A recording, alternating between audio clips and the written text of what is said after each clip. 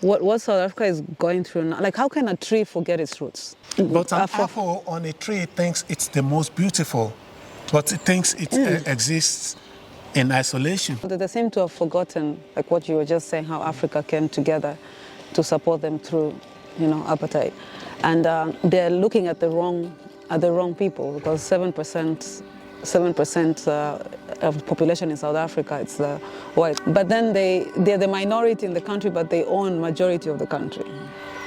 In Swahili, we have this saying, "Shukrani ya punda ni mateke," that it means a thank you from a horse is a kick. Okay, so South Africans are kicking the rest of Africans? They seem to have forgotten who held their hand during a very difficult time, and now they're turning against them. So they're not appreciative of things. So their thank you, their gratitude is a kick instead of it being a good form of gratitude. I'm a king. Yes. What happens if Africa turns its back against South Africans? Welcome back to the Africa Narrative Podcast. My name is Femi Soewu. Today, we are talking about a topic so explosive that politicians avoid it, activists fight over it, social media loses its collective mind over it, and somebody's uncle is currently recording an 11-minute WhatsApp note about it. We are talking about South Africa, undocumented migrants, xenophobia, Pan-Africanism, Ubuntu, and the increasingly uncomfortable reality that Africans are arguing with other Africans like a family inheritance dispute where nobody remembers who actually owns the house. Because right now, Africa has become something remarkable. We all love talking about African unity. We love Pan-Africanism. We love one Africa. We love African solutions for African problems. We put it on conference banners. We put it in speeches. We put it in hashtags. But the second jobs become scarce, everybody suddenly remembers where the border is. And nowhere is that contradiction more visible right now than in South Africa. So today, we are asking a difficult question. What happens when a country that once inspired an entire continent starts feeling disconnected from that same continent? And perhaps even a more uncomfortable question, what happens if the rest of Africa starts feeling the same way about South Africans? That's the Boomerang Effect. And trust me, history suggests boomerangs have a nasty habit of coming back. Before we begin, subscribe, follow, like, comment, share. Send this episode to your favorite xenophobe. Send it to your favorite Pan-Africanist. Send it to that friend who gets all their political analysis from TikTok comments. And if you disagree with me, especially if you disagree with me, share it twice, because today we are diving straight into the fire. Let's start with something many Africans outside South Africa don't always appreciate. South Africa is under pressure, real pressure. Official unemployment remains among the highest in the world. Youth unemployment often hovers above 45%. Think about that. Imagine 4 out of every 10 young people around you being unable to find work. Now, add rising living costs, failing municipalities, electricity problems, crime, corruption scandals, service delivery failures, economic stagnation, and then ask yourself, would your country handle that pressure perfectly? Probably not. And that's where many Africans need a moment of self-reflection, because it is very easy to judge South Africa from afar. It is much harder to ask, honestly, if my country had a 45% unemployment rate, how would we react? Would we become models of tolerance?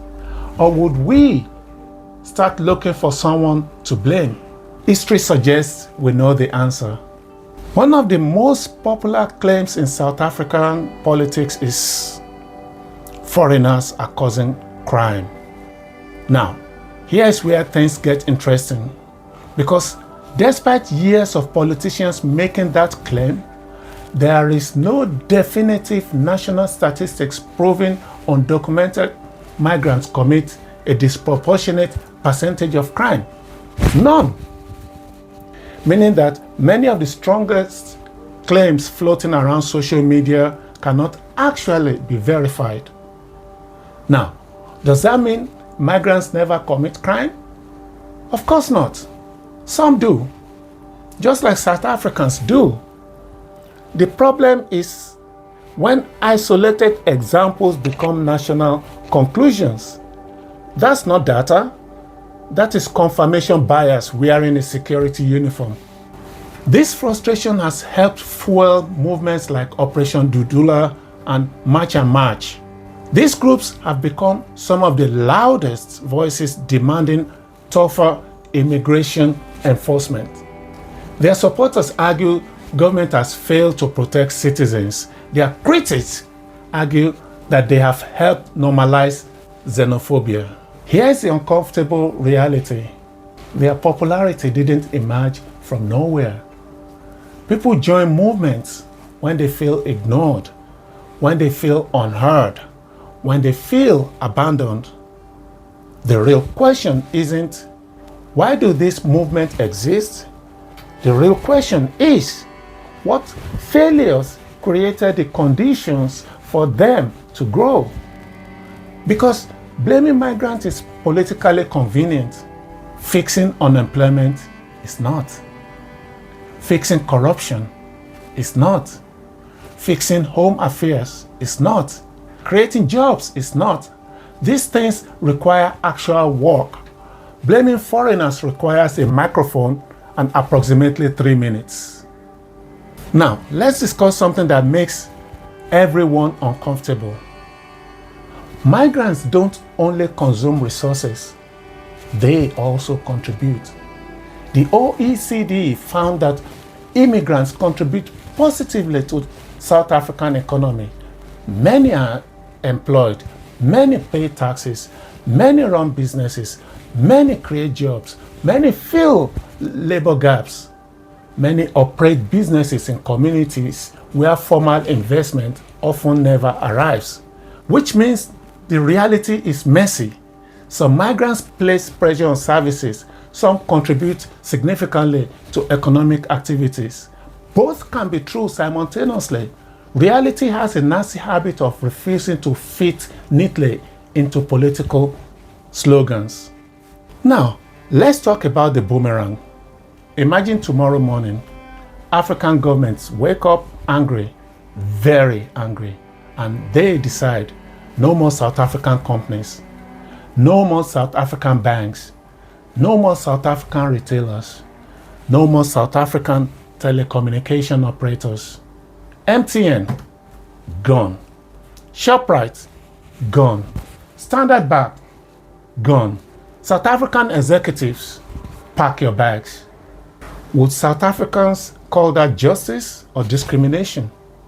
Because South African companies are everywhere, across West Africa, East Africa, Southern Africa, Central Africa. And if every African country suddenly decided to treat South Africans the way some South Africans want migrants treated, the economic consequences will be severe, not just for South Africa, for everyone. Because interdependence cuts both ways. That's the thing about boomerangs.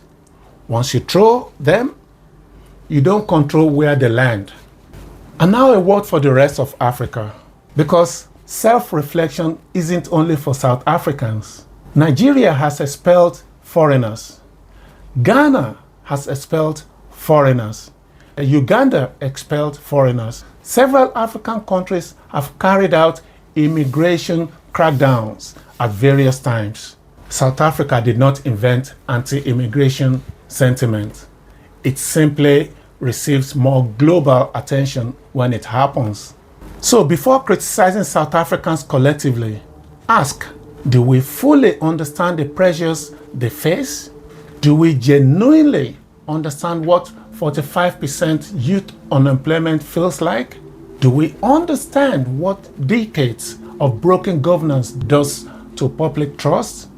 Because empathy works both ways. Responsibility works both ways. Understanding works both ways. Some statistics. 92% of African politicians support Pan-Africanism until election season. 87% of Africans support free movement until somebody moves into their neighborhood. 73% of WhatsApp immigration experts have never read immigration law. 64% of social media arguments end with someone being called a sellout. 100% of politicians suddenly discover migration during campaigns. 100% of corrupt politicians appreciate it when citizens blame somebody else. Now, those statistics are completely made up, which coincidentally makes them only slightly less scientific than many online migration debates. Ubuntu says, "I am because we are." Beautiful words, but principles are easy during prosperity. The real test comes during hardship. Can laws be enforced without cruelty? Can citizens be protected without dehumanizing migrants? Can migrants respect the laws of host countries? Can governments tell the truth? Ubuntu does not mean open borders. Ubuntu does not mean abandoning immigration laws. Ubuntu means refusing to abandon our humanity while enforcing them. Throughout this episode, we've talked about migration. We've talked about unemployment. We've talked about undocumented migrants. We've talked about March and March and Operation Dudula. We've talked about Pan-Africanism. We've talked about Ubuntu. But maybe migration isn't actually the story. Maybe trust is. Trust between citizens and government. Trust between Africans. Trust between neighbors. Trust between history and reality. Because when trust disappears, something dangerous happens. Every migrant becomes a threat. Every border becomes a battlefield. Every conversation becomes an argument, and every politician suddenly becomes an expert at blaming someone else. And that is where we return to the central idea of this entire episode, the boomerang. Remember it, because every time a politician tells you that the foreigners are the problem, ask yourself, what happens when another politician in another African country decides South Africans are the problem? Every time somebody says they must all go home, ask yourself, what happens when somebody says the same to South Africans living and working elsewhere on the continent? Because South Africans are not only in South Africa.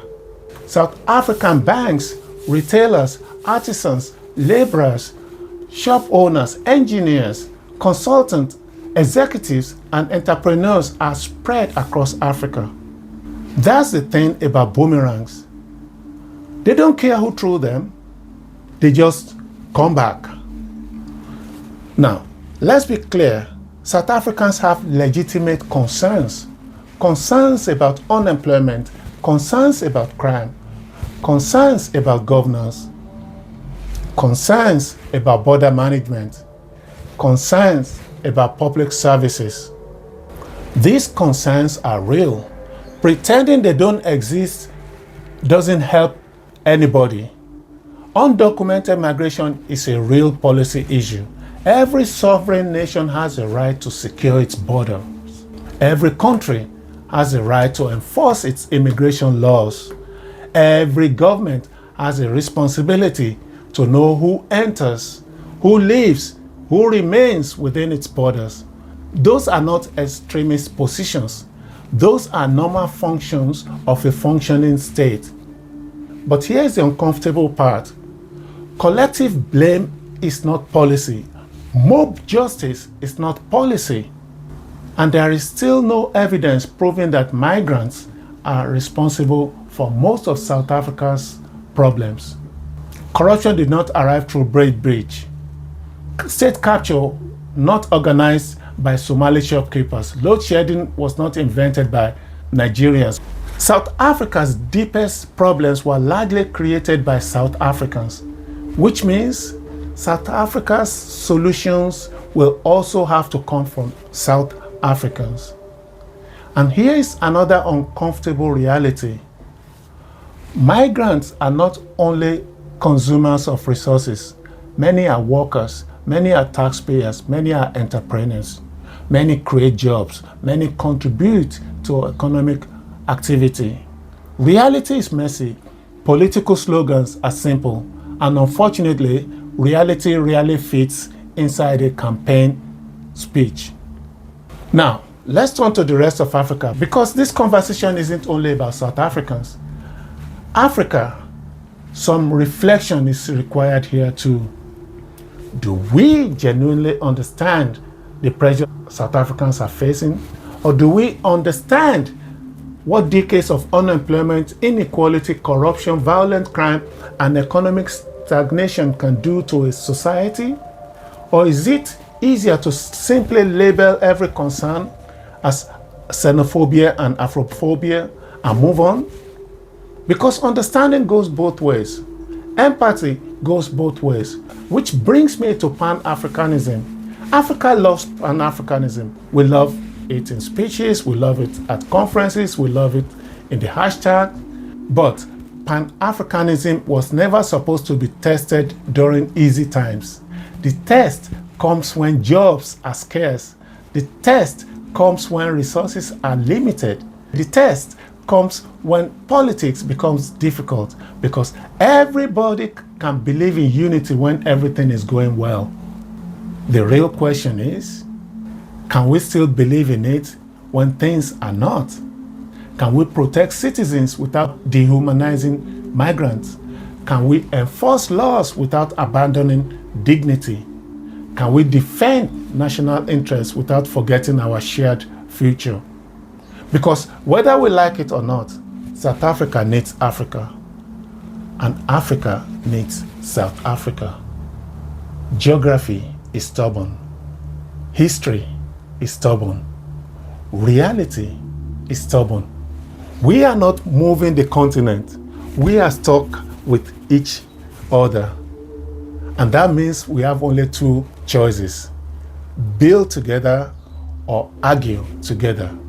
There is no third option. I want to leave you with one final thought. The easiest thing in politics is finding someone to blame. The hardest thing in politics is fixing what is broken. And history has never been kind to countries that confuse the two. If you enjoyed this episode of the African Narrative podcast, subscribe to the channel, follow wherever you are listening, leave a rating and a review. Share this episode with someone who agrees with you. Then share it with someone who completely disagrees with you. Because the goal isn't agreement. The goal is understanding. Drop your thoughts in the comments. Has South Africa forgotten Pan-Africanism? Are other African countries judging South Africans too harshly? Can Ubuntu survive economic hardship? Is Africa prepared for the Boomerang Effect? I'm Femi Soewu. Stay curious, stay bold, stay human, and remember, today's certainty often becomes tomorrow's lesson. Until the next time, see ya bonga. I'm a king, yes, I'm a king. I'm a king.